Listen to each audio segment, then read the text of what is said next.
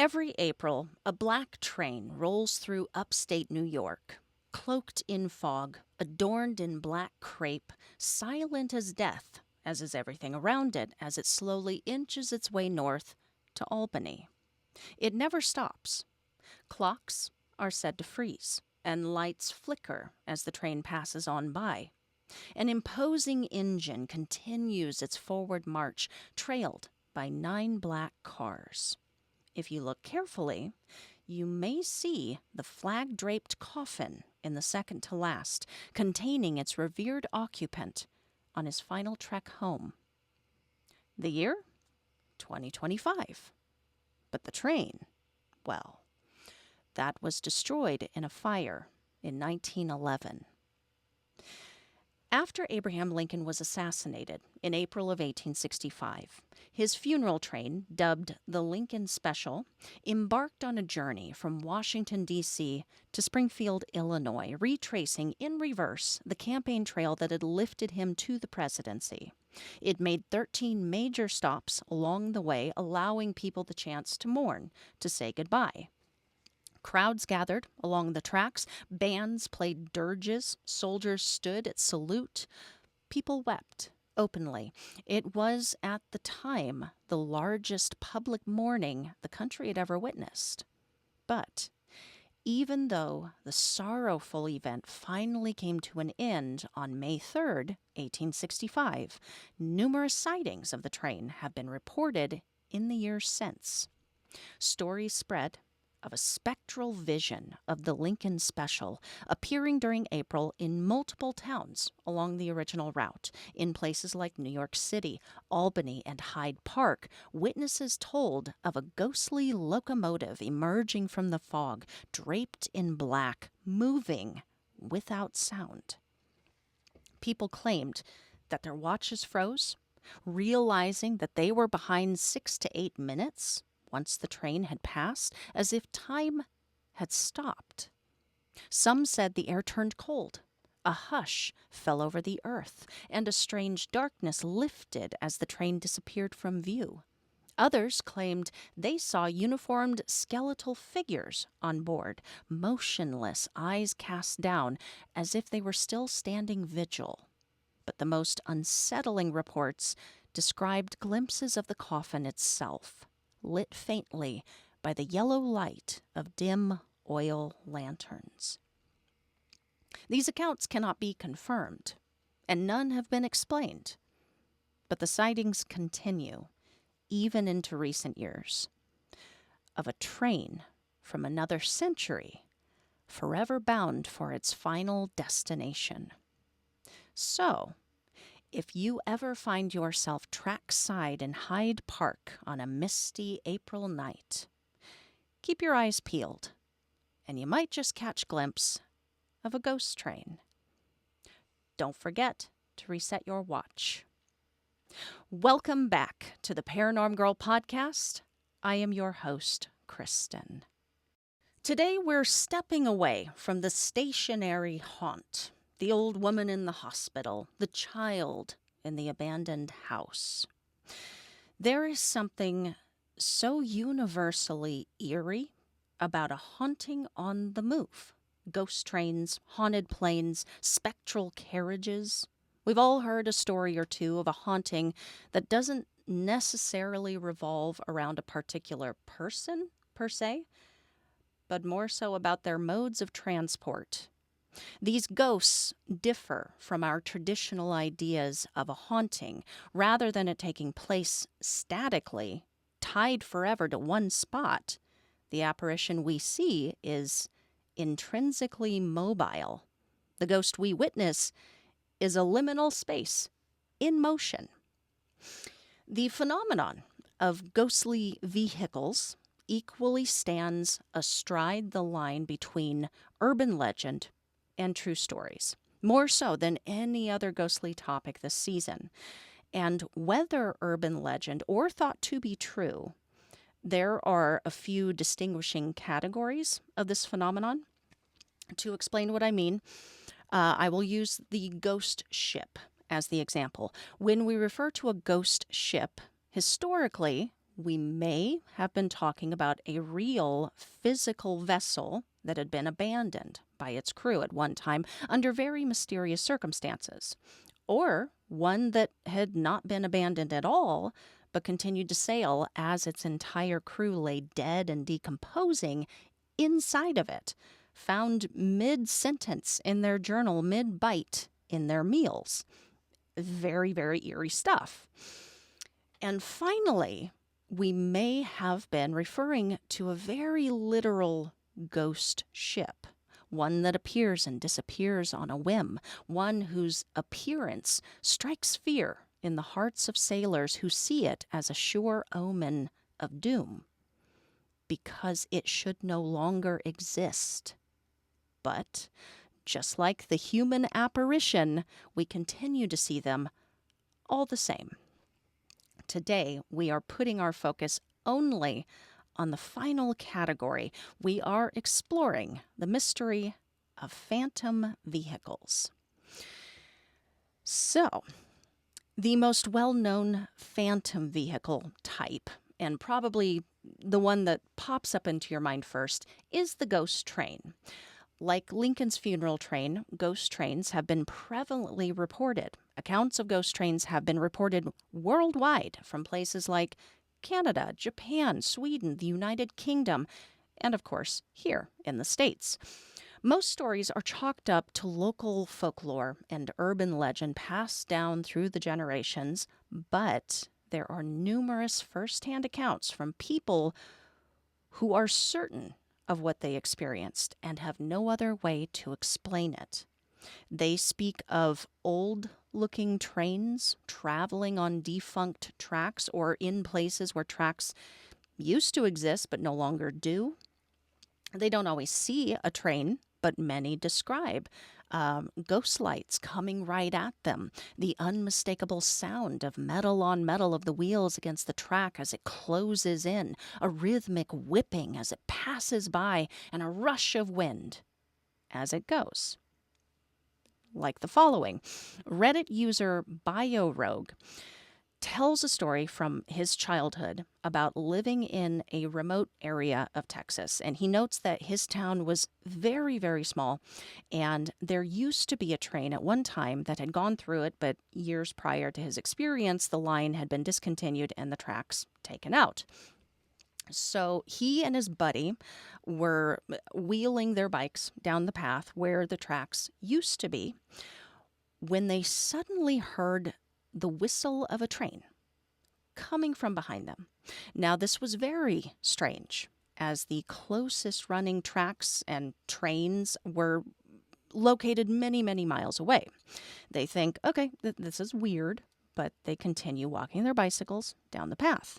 And I would do the same. You know, you're not going to immediately suspect, oh, there's a train where there should be none, right?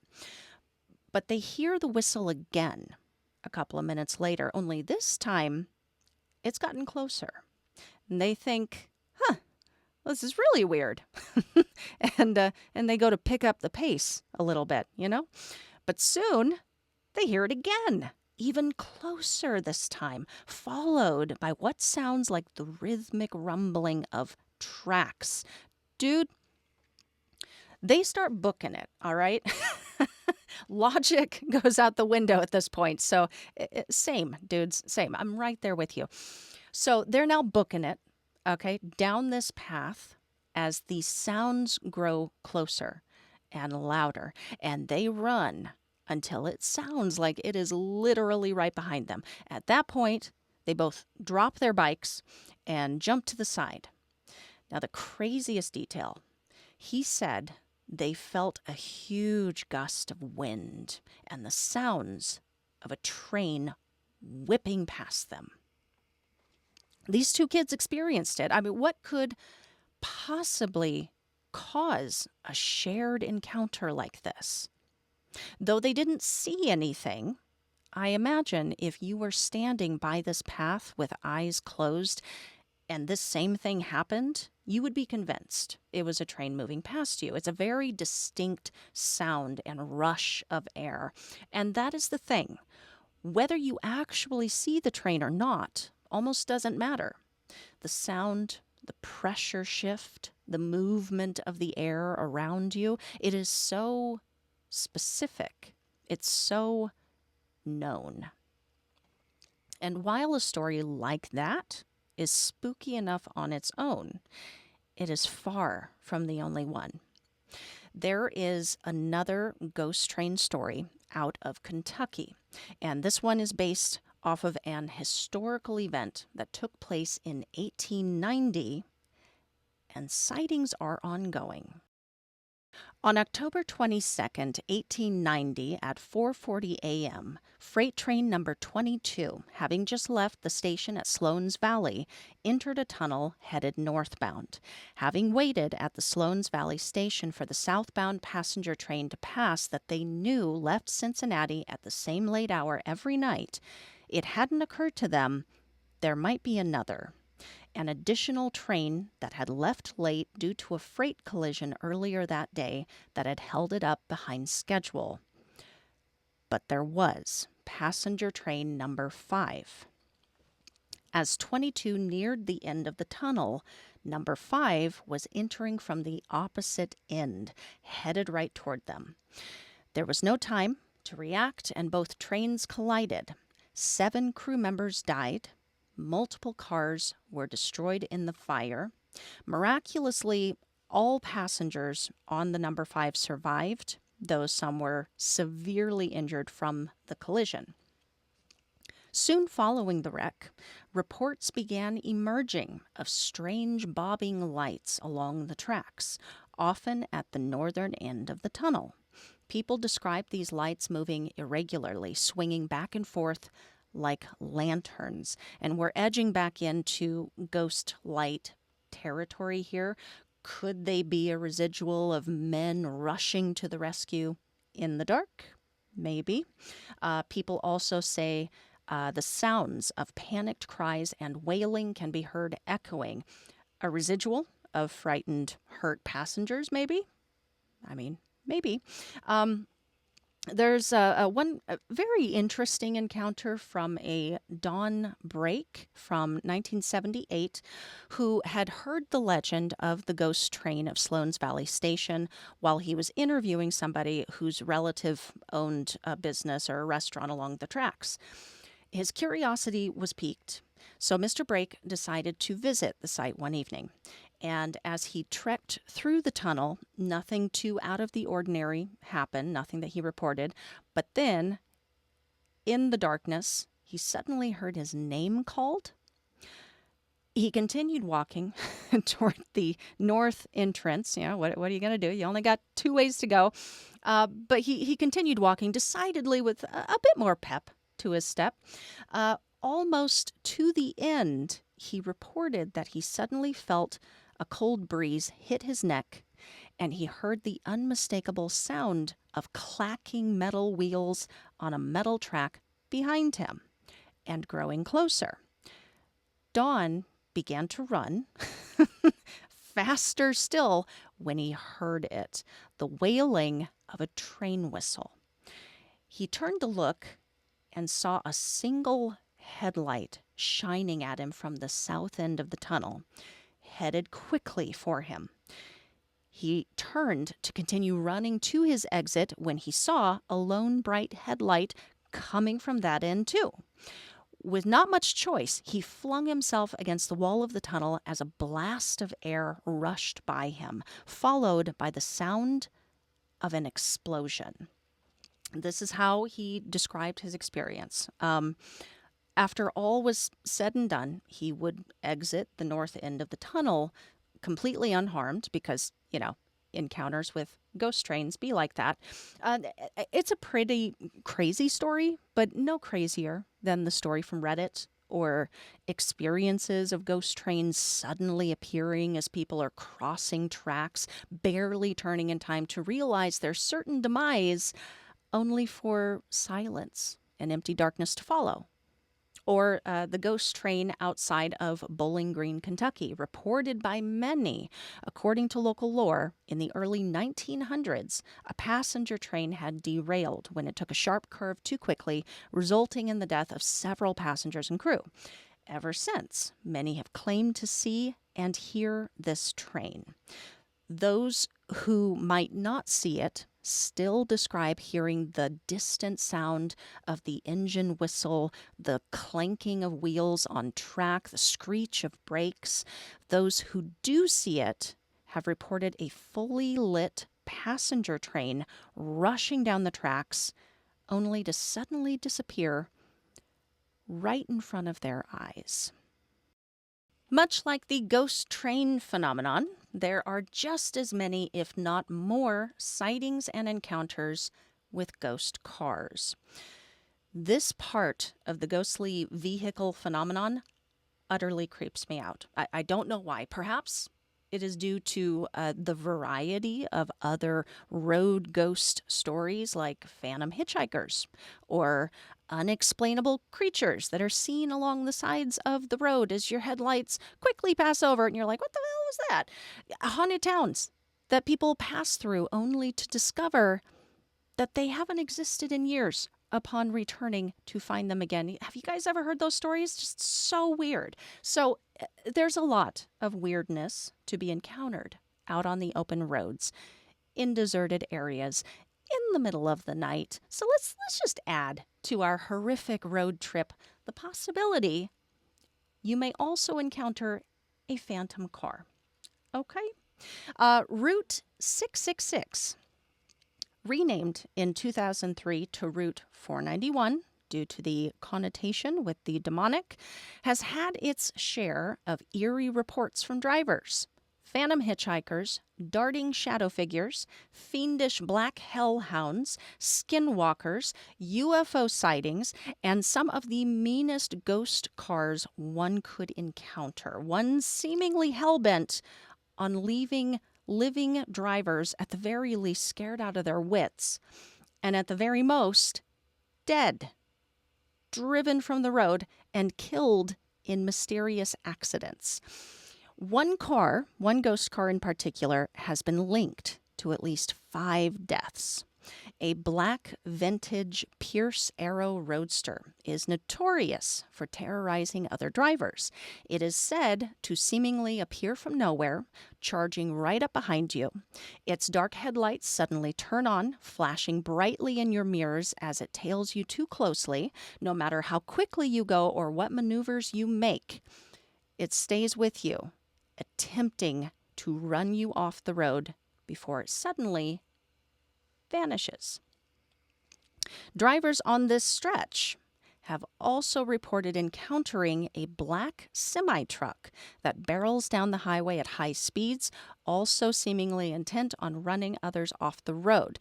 Many tales of this vehicle say that it is driverless. That's what they report. However, some accounts describe a demonic figure behind its wheel. How fun is that?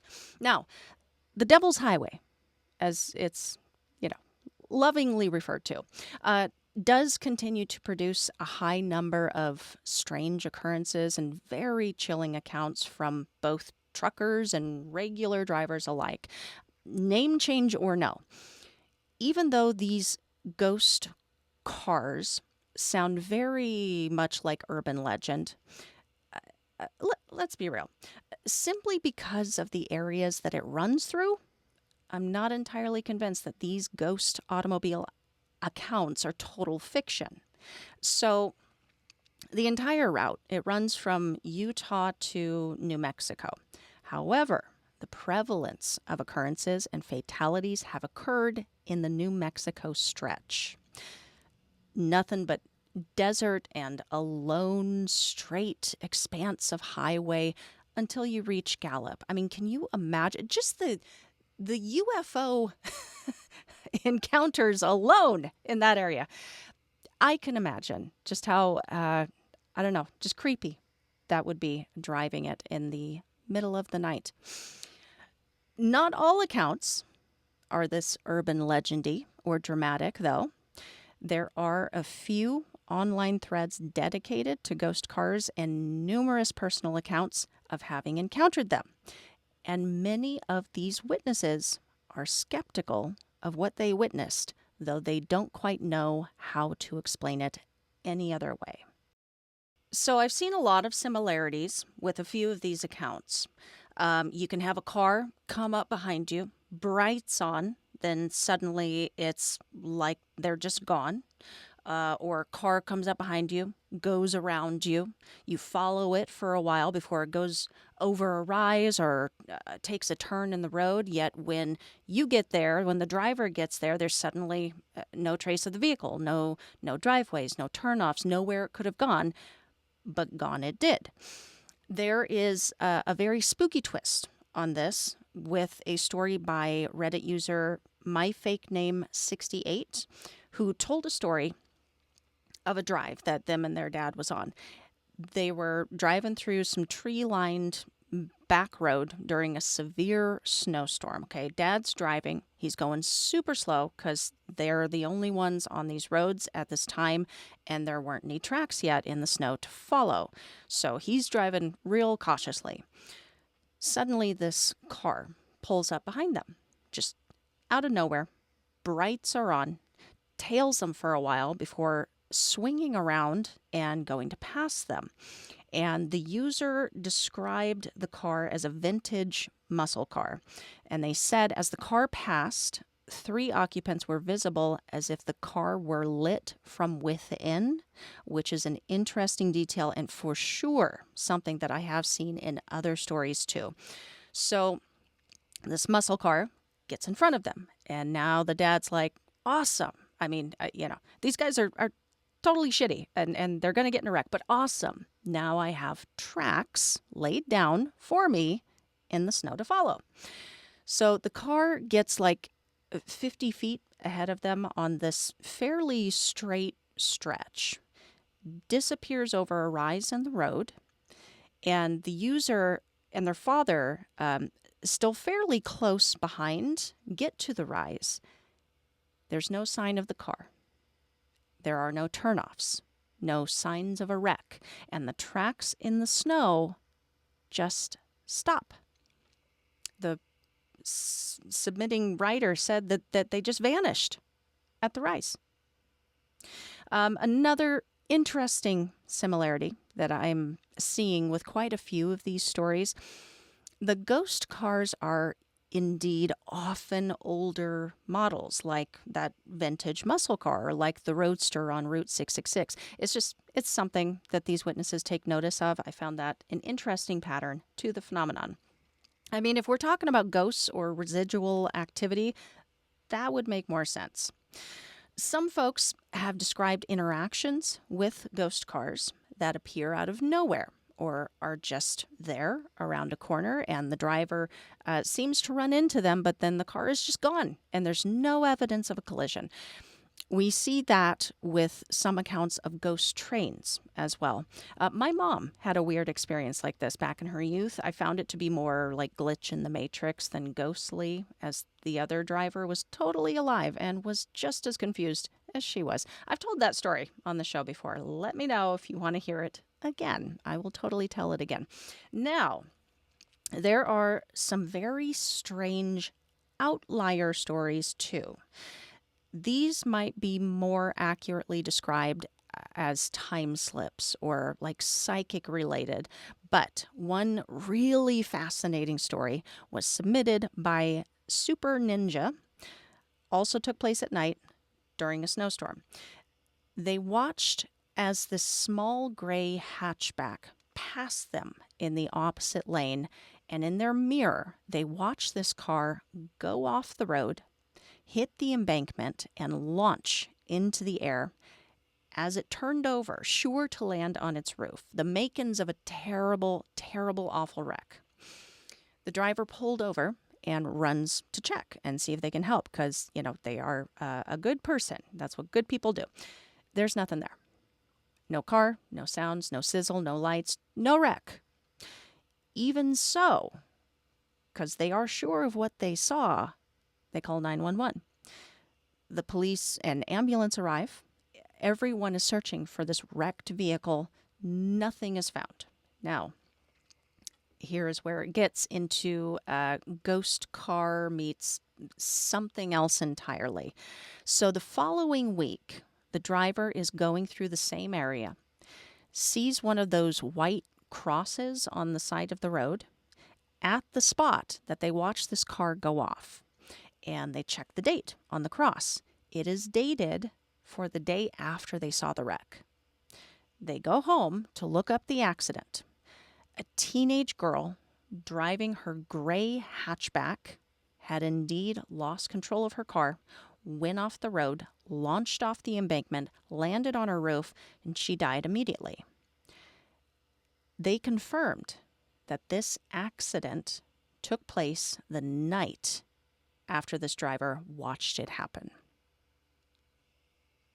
An experience like that might make a lot of sense if we consider time as a multi-layered, non-singular, non-linear concept. The idea that everything is happening all at once. You know, did they see the ghost car of a wreck that had yet to happen? Did they just get a glimpse into the future? Did timelines cross? I don't know. I really don't know. It's a crazy, crazy good story, though. All right. Now, here's one that you might have heard about. It was in the news, but it is so intriguing that I'm going to retell it. This is one of the most ghostly ghost cars that I've ever heard of. This took place in Surrey, England, more than 2 decades ago. It is still unexplained. On December 11th, 2002, around 7 p.m., a bunch of drivers on the A3 began flooding the police lines to report a car they witnessed with headlights on bright, swerving off the road and disappearing down the embankment. When the police arrived, the underbrush was incredibly thick and undisturbed. There was no evidence whatsoever of a freshly crashed vehicle, so, at first, they did not see the car. Going a little deeper in, though, they found it. A maroon Vauxhall Astra, nose-ended into the ditch, completely hidden from street view, completely hidden to passers-by. Upon further investigation, they found the body of the driver nearby. Police confirmed it to be that of 21-year-old Christopher Brian Chandler, wanted for robbery and on the run from police since July 16th of that year. The car was rusty, the body decomposing. They realized this was no recent accident and estimated it had to have happened 5 months prior to discovery. In July, when Christopher first went on the run. It is unclear why this particular date in December was when everyone witnessed this wreck replaying. But what is clear is that multiple drivers saw the same crash 5 months after it happened. So crazy, right? All right, we are going to move on to ghost planes, and we will be closing it out with a few honorable mentions. But if you have a particular interest in ghost cars, like I do, or you have any questions, I have shared some excellent threads that you should totally check out, including one started by Jeep Dave, who is a longtime trucker. He sees phantom vehicles all of the time, and he's gotten really, really good at spotting them. And he did start an Ask Me Anything thread on Reddit a while ago, so I do think it's closed to new comments now, but there's still some really, really great stories and info about the ghost car phenomenon in there, so check it out. All right, ghost planes. Ghost planes provided a rather interesting and spooky line of research. We have planes that are themselves haunted, whether by entities or the machine itself, a la Stephen King's Christine. We also have ones whose parts carry ghostly energy wherever they go. One of the most famous of all plane-connected hauntings revolve around Flight 401. Following its crash, parts from this plane were used as replacement parts on other planes, and crews working on those flights began reporting encounters with the deceased pilots of 401, who would appear, leave a warning about impending fire or mechanical issues, and then just disappear just as quickly. There are numerous personal accounts from passengers and crew alike who have had ghostly experiences on a plane, and many planes, surprisingly, are considered haunted. And you've most likely ridden on one without a care in the world, without a thought behind them eyes. But are there actual ghost planes, ones that have long since been decommissioned or dismantled, that are seen in the skies, or have no business and no record of being in the area that they are spotted, leaving many to wonder, what exactly did they just see? American author, screenwriter, and authority on aeronautics and aviation, Martin Caidin, penned more than 50 books and 1,000 articles in his lifetime covering topics that ranged from future technological advances, World War II, space travel, aviation, and things more unusual, things paranormal. His best-known novel, Cyborg, was the basis of which the $6 Million Man franchise was born. That has literally zero to do with what we are about to talk about, but so friggin' cool, dude. He was a gangsta. He was also a pilot, and being in that world already had an in when it came time to write what I think is a book that was completely ahead of its time. It was called Ghosts of the Air, and it was published in 1991. This book recounts stories from pilots about unexplainable occurrences that they had while in the air and on the tarmac. And having just gone through the whirlwind circus of congressional hearings about UAP, it was a stark reminder of just how hard it is in the modern day to squeeze these kinds of strange experiences out of pilots due to fear of ridicule and demotion and controversy, let alone back in the early 90s. But squeeze he did, and spill the tea they did. There is an absolutely incredible story that he relays that takes place over the span of a half a century. On the beautiful spring day that was May 27th, 1963, one of the most well-known figures of aviation in the United Kingdom at the time, Sir Peter Masefield, flew his single-engine, low-winged monoplane gracefully along the Scottish shoreline.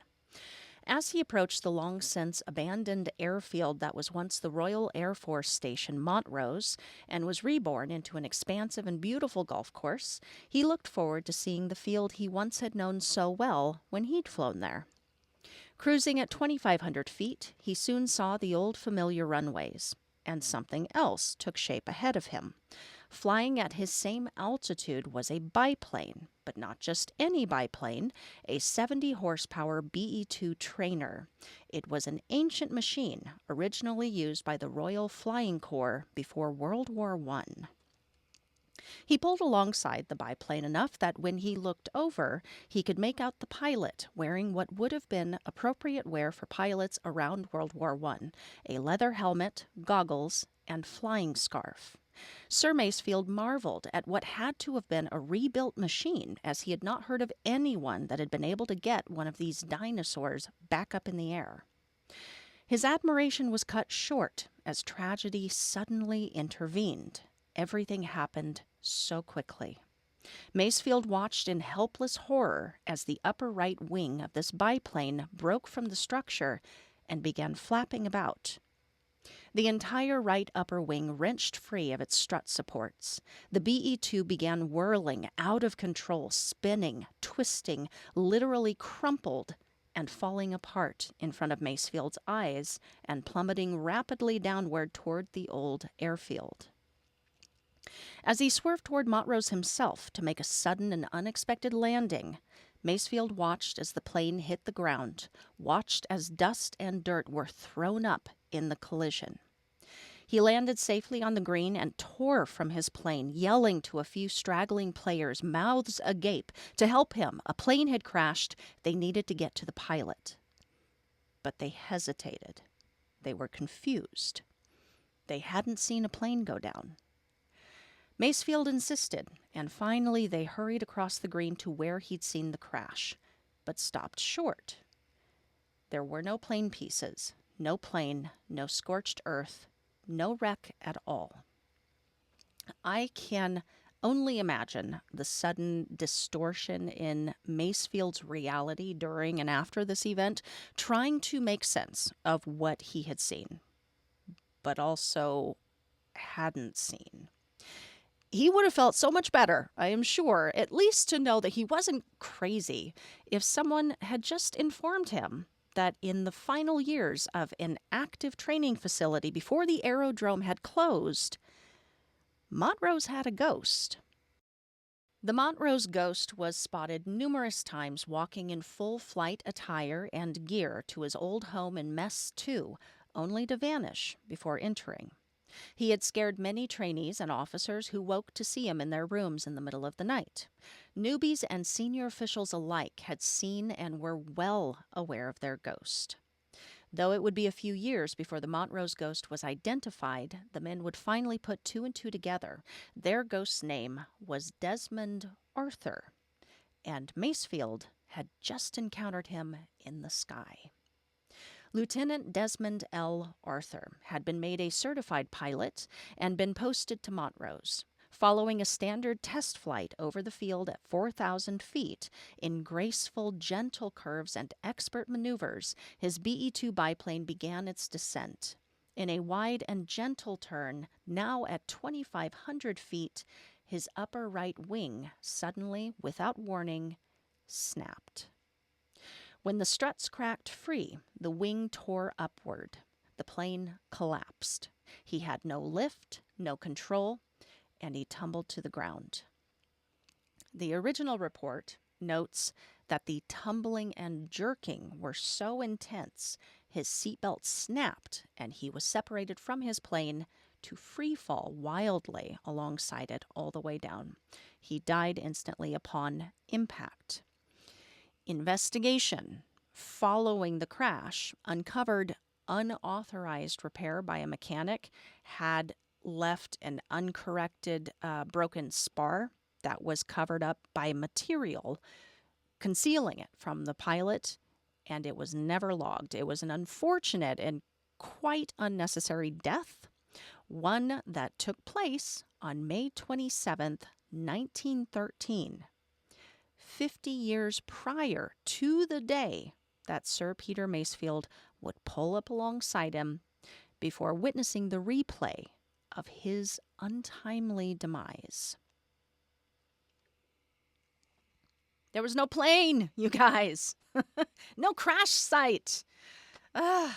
Someone explain. Masefield was not alone in witnessing machines long past their prime in the skies in areas that they just should not be.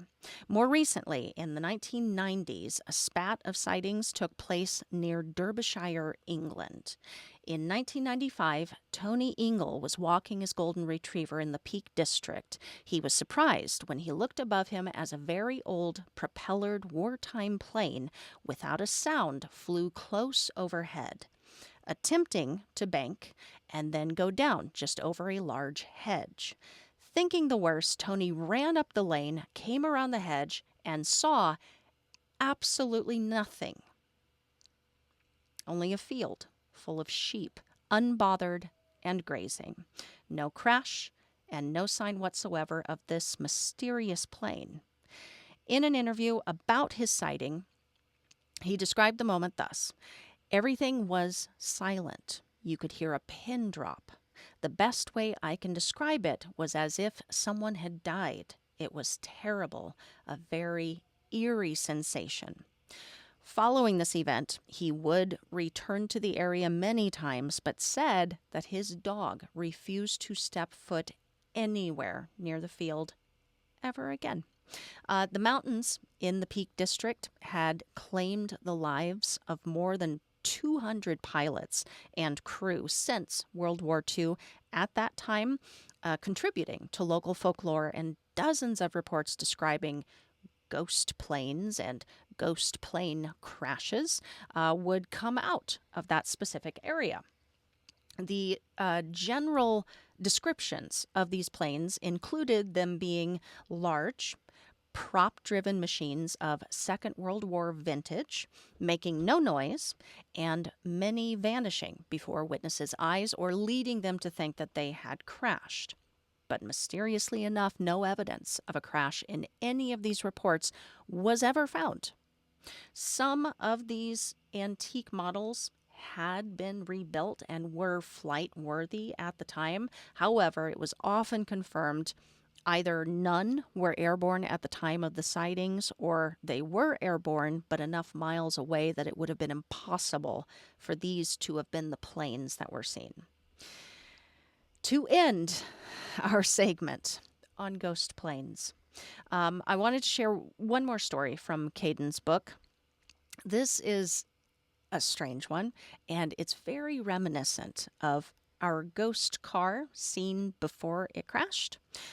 But even far stranger than that, if you can believe it. On the crisp, clear morning of October 10th, 1967, 23-year-old student pilot Don Cochran was on his third aerobatic training flight with his instructor, who sat behind him in the tandem-seated T-2B. Multiple planes were in the air that morning, but because aerobatic training reserved entire sectors for just one plane, Don and his teacher were essentially alone in their area of the Naval Air Station Meridian. He would say visibility was perfect, crystal clear. He was locked and ready, as any student pilot in this training mode would be, to pay attention to every little detail. Don asked his instructor for permission to begin the next assigned maneuver, a high loop. In preparation for this move, you look and clear right, you look and clear left, you look up, you look down, you look everywhere, because you need to be certain your area is entirely clear. He looked to his right, and when he looked to his left, tucked in closely to his own aircraft was another T-2B. This one also had a student in the front and an instructor in the back.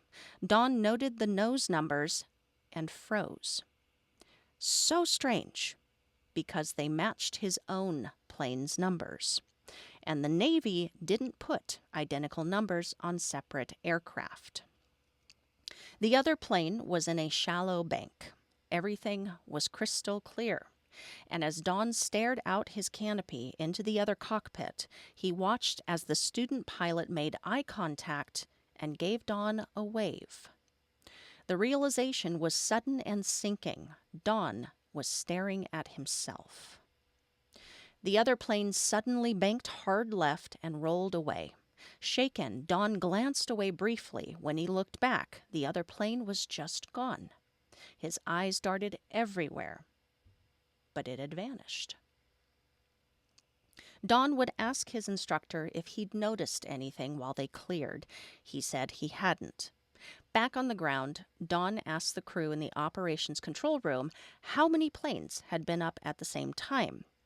Only 3, they told him, all of which were accounted for in their separate areas, the closest being miles away. No one was anywhere near Don and his instructor. Of his experience, Don would say he couldn't explain it, but he was convinced of what he saw.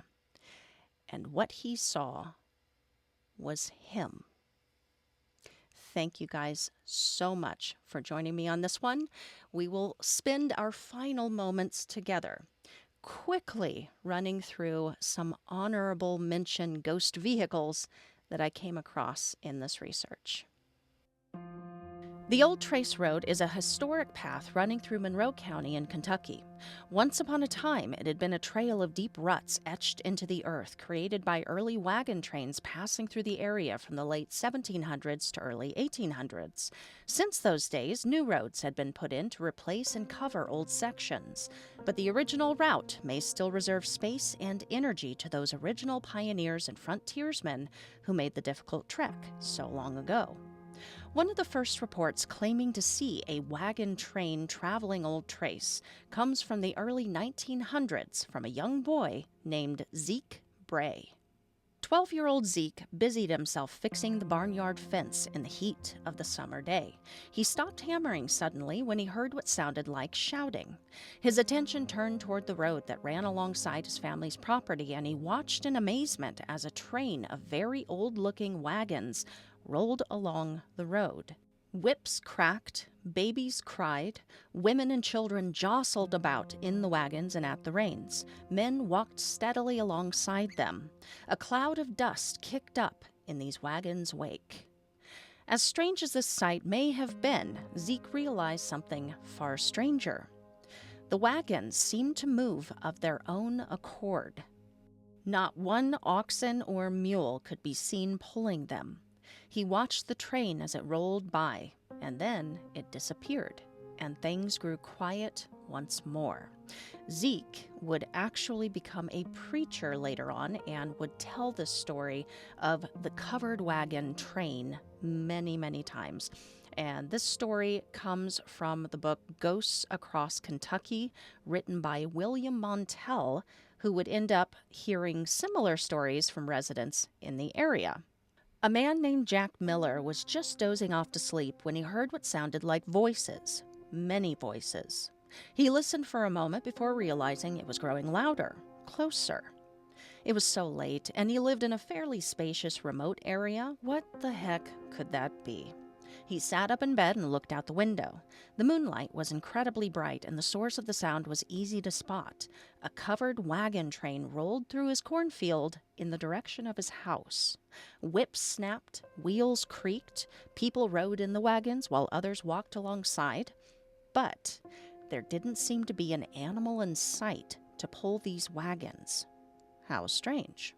A detail he was definitely about to confirm as the wagon train began coming through his wall and rolling right through his bedroom. Later research confirmed that his house, in fact, was situated right over the original path of the Old Trace Road. The author shared one more account that he heard firsthand from a man living along the old path of Old Trace Road in just the next county over. And this man reported that several times he'd seen them, a string of covered wagons, all in a line with people in them, rolling right through his home. A legend told for generations in Franklin County, Florida, is that of the ghost hearse of Bloody Bluff Cemetery.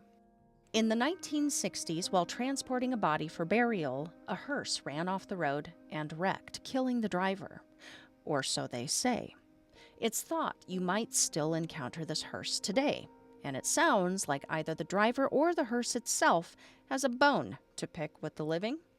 Those brave enough to wait parked on the railroad tracks nearby the cemetery at 3:30 a.m. will soon see a long black hearse pull up behind them, flashing its brights.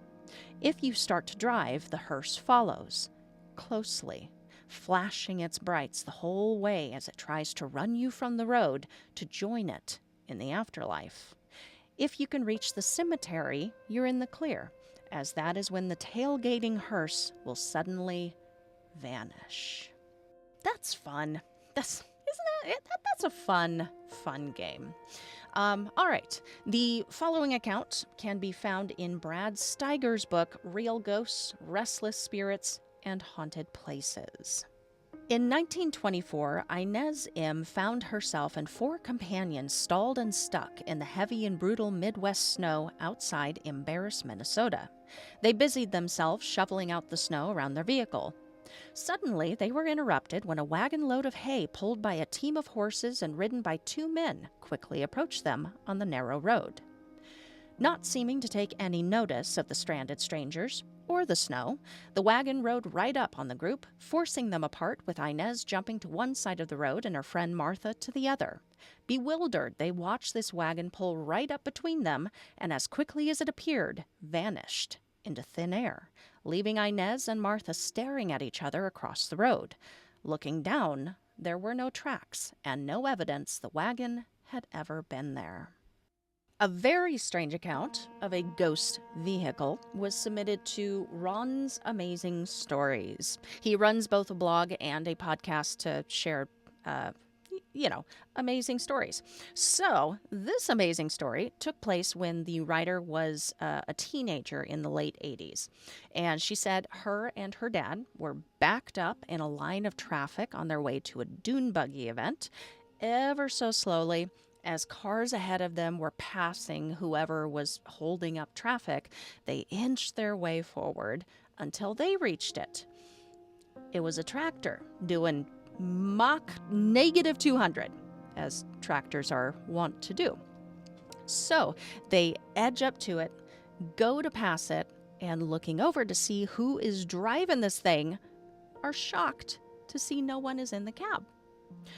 What was so strange about this self-driving tractor, which, at the time the story took place, there were no self-driving tractors, but what was so strange is that somehow this tractor had managed to remain on the road, curves, turns, and all. So, the writer's dad passes the tractor, and up ahead, around another curve in the road, finds a place to pull over.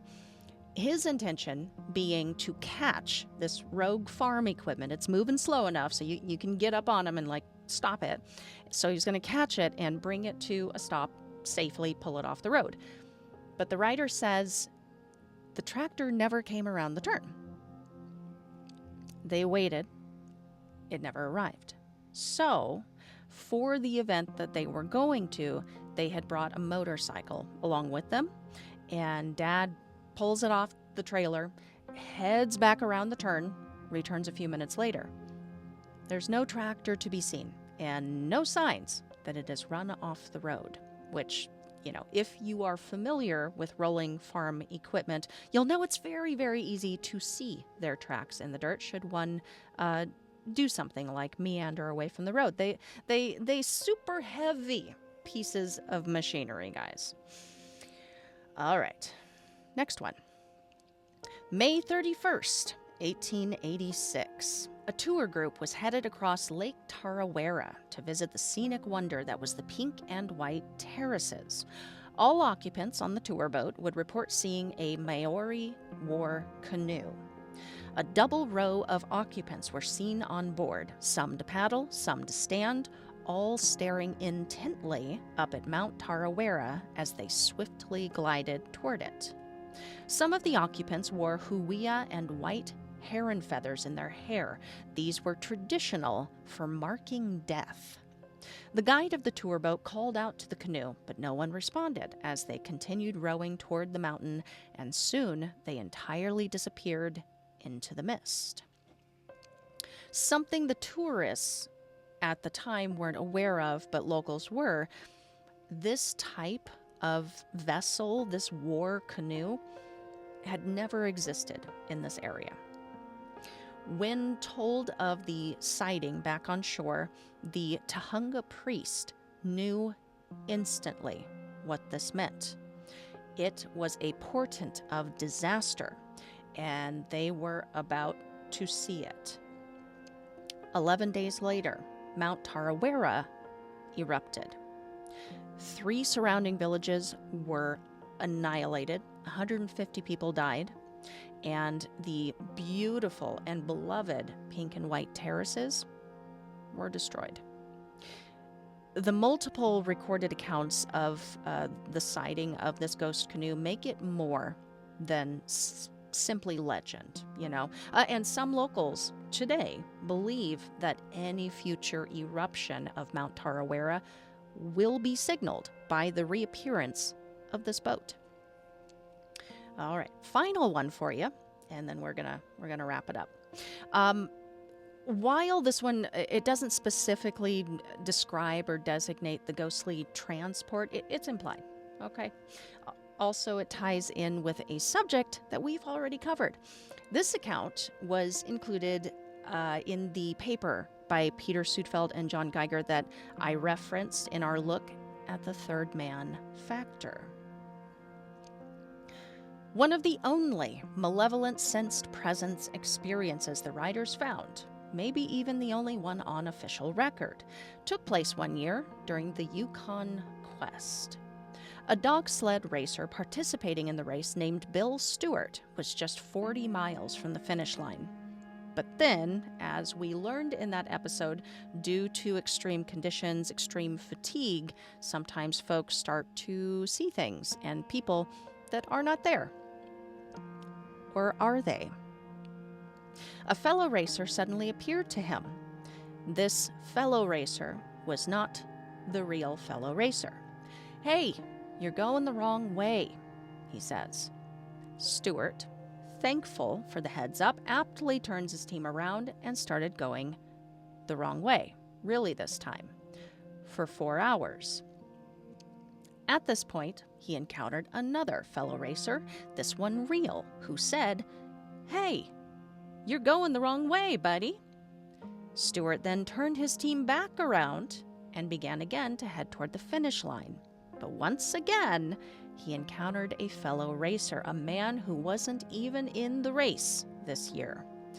"Hey, there's a hotel right over there. Go get you a room." The exhausted Stewart pulled his dogs off, hopped off his sled, and walked into the center of a snow-covered meadow. Unable to find the hotel, he laid down in the snow to catch a wink and promptly fell asleep as he hadn't slept in 2 days. It was minus 25 degrees.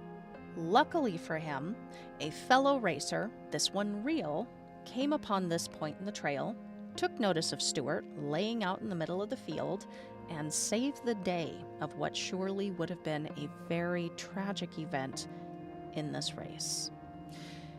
If you've given any thought to the third man factor and pondered causes outside of the accepted psychological explanations behind these very strange encounters, this example might apply as something a bit more ghostly, maybe paranormal, definitely mysterious, which would mean we have at least one example on record of a phantom dog sled. That's all I got for you today. Send your thoughts to paranormalgirlpod@gmail.com or follow and message me at paranormalgirlpod on social. I was live just this last Saturday on Beer, Booze, and Boogeymen. Catch the replay on YouTube of our presentation of Red, White, and Cryptid. Had some pretty awesome submissions, you guys. Go give the show a sub while you're over there, and be sure to catch next month's broadcast on August 2nd. We are talking sleep paralysis experiences. Woo! Some spooky stuff, dude.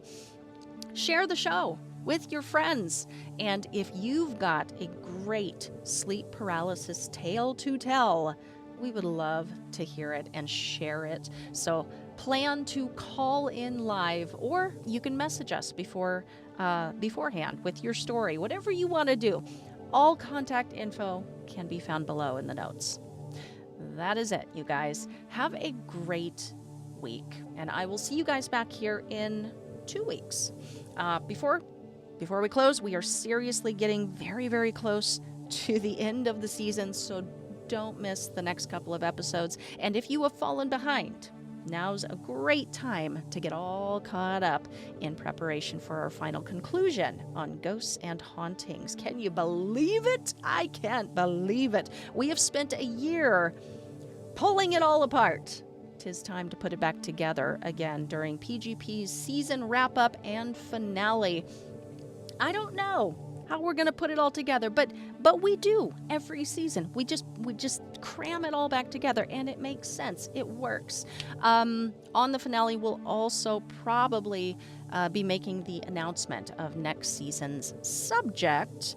I'm considering doing a little competition beforehand and letting you guys vote and decide on what that subject is going to be. So let me think about it for a little bit, and I'll come up with something fun for us all to participate in the choosing of next season's subject. But yes, the finale is when I'll be making that announcement. These finales, always a good time, always worth the celebration, for me at least, because because it means I'm done. And I did the job I set out to do, y'all. And it also means I get to start prepping for something totally different. I am so excited. I love ghosts. I love hauntings. I love the subject. But, you know, by the time these season finales roll around, I'm usually itching to get into something totally brand new. So totally excited, you guys. All right. Take care. Take care of yourselves. And I'll see you back here in a couple of weeks. Until then, stay safe, keep the nightlight on, and sleep with one eye open.